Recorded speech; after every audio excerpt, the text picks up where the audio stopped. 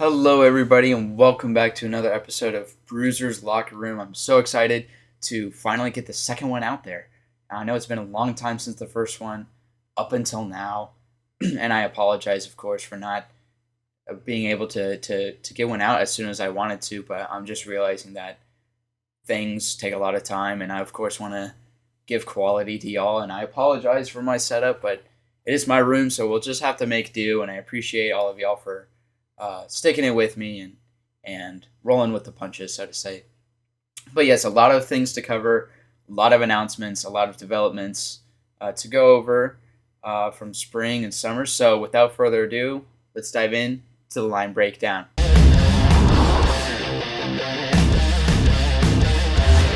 So, Blake Shapen, subpar Shapen, wins the starting QB position over the incoming transfer Robertson.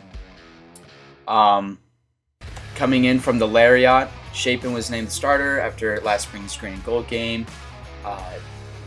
Going over a couple of his stats, last season he threw for 2,709 yards with 18 touchdowns to show for it and 10 interceptions.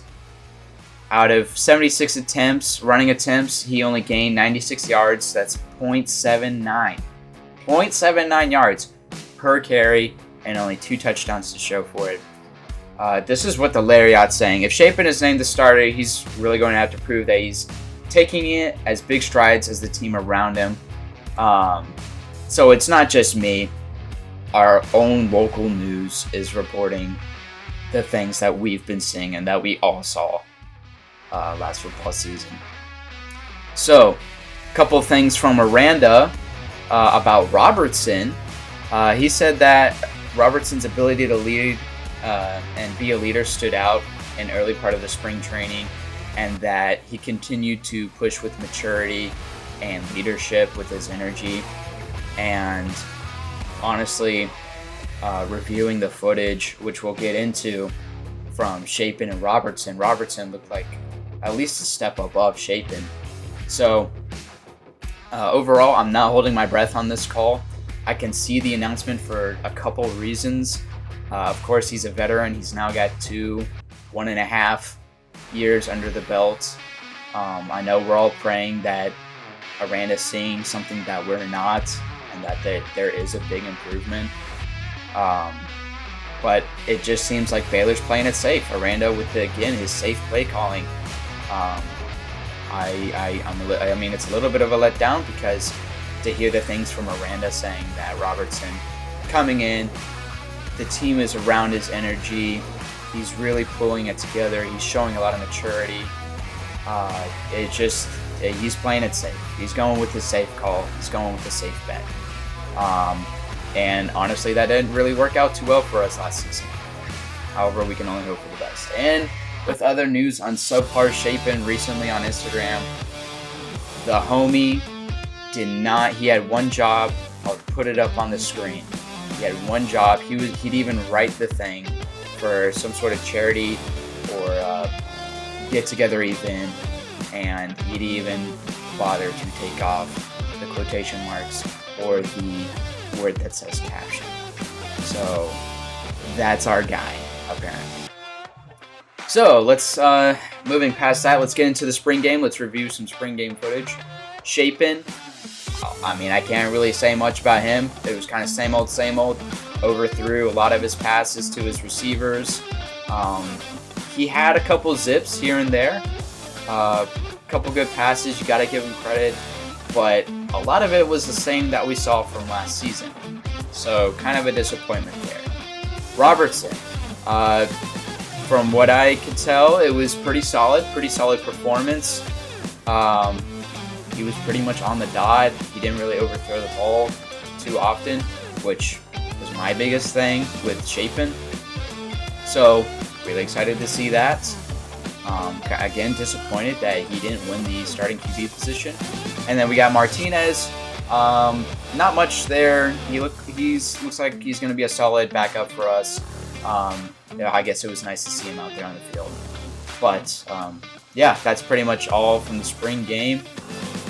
So now going into the actual wiring and network of the team, about our new pickups Aranda has this to say, that they've adapted really well to the play scheme, and he's hoping to obstruct in gold with these new hires, and that he's actually admitted that he hasn't done in his first few years manning the ship.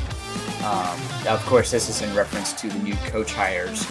Robinson, our inside linebacker coach, our new running back coach, A.J. Stewart, and our defensive coordinator, Matt Powledge, coming back from Oregon to sweet home Waco. And again, this is from Aranda. Personally, I've screwed up too many times, and now is an opportunity to try and get it right. A lot of us know, a lot of it is just knowing who you are and knowing what you're not, and knowing what it is. And when you don't know that, it makes it hard to find people who are a match for all of that. Now, a lot of what he just said is a lot of that's and knowing, so it's kind of confusing. But in short, he's admitting that he didn't really know what to do. He didn't know who to hire. He didn't know what he wanted to make Baylor play scheme-wise. So that's a really big step for Aranda to admit, and I'm really excited to see these new hires coming in and really changing the culture. And apparently the players have been saying that there's a new Aranda, there's a more disciplined and decisive Aranda in the locker room, which was severely lacking last season, which played a lot into our shortcomings. So I'm actually really hopeful that this is a big step for us this coming season. So, with all that being said, let's go ahead and get into our next segment. It's going to be kind of short. Here comes the Gold Rush.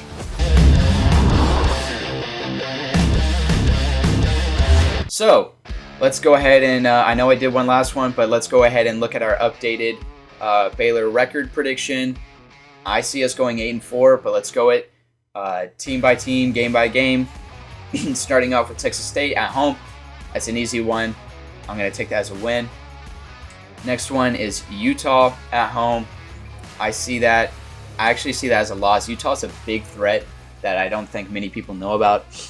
Next one, LIU Long Island at home. That's a win. Texas at home. I'm seeing that as a win. They lost a lot of talent. Arch Manning is not looking promising either. I'm going to see that as a win. Last home game, everyone please, between Texas and Baylor, of course, please show out. Please show out. Baylor at UCF, I'm going to see that as a win. Newcomers to the Big 12. UCF is UCF, so I'm going to see that as a win.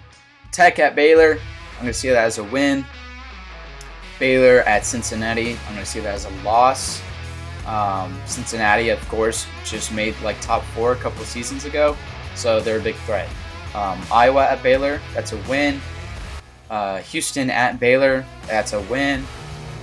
Baylor at Kansas, I'm going to see that as a loss, as we got demolished last season. They did lose Deuce Vaughn. However, historically, we don't really do well against K-State, so I'm going to say that's a loss. Now, Baylor at TCU. This is a threatening, big away game. They, of course, lost a lot of talent. It was kind of like a lightning in a bottle for them last season. However, they have a lot of bench warmers from the SEC, like Alabama. So who knows if that really plays into effect. Again, with it being played safe, I'm going to see this as a loss, but as a close loss like last game. And then our final game, West Virginia versus Baylor, or West Virginia at Baylor, I'm going to see that as a win. So, with that being said, 8-4, 9-3, maybe. But they have released our first 3 game schedules. Texas State will be at 6 p.m. Utah will be at 11 a.m. as well as the Long Island game, the first 3 games. So, lots to look forward to. We're seeing a lot of improvement in the locker room, which is where the work needed to be done. Aranda is seeing something that we're not in shape in. We can only pray and hope for the best that Chapin shapes up and provides us a good season. Of course, we have a lot of running back talent that just came in. That should be exciting to see. And of course, Richard Reese is looking to be, I'm thinking, a potential Heisman candidate. He's produced a lot of great numbers, and he's I mean, he's still young. He's still got a lot of years here at Baylor. So that should be really exciting to see. Hey, post-production me here. I totally forgot that Colorado is rejoining the Big 12. I wanted to put that in just before the video ended. So, yes, look forward to another team coming into the Big 12. Alrighty, guys. I'll see y'all soon. And that's going to conclude the Gold Rush and this episode of Bruiser's Locker Room. I thank y'all so much again for tuning in and listening. I apologize if it was kind of short. Just wanted to give a quick little recap. Just a few little minor thoughts of, what's going on, what's going to improve, and a little bit of hope for the future. But again, I appreciate all of y'all again. Thank y'all so much for listening. And without further ado, I'll see y'all in the next episode.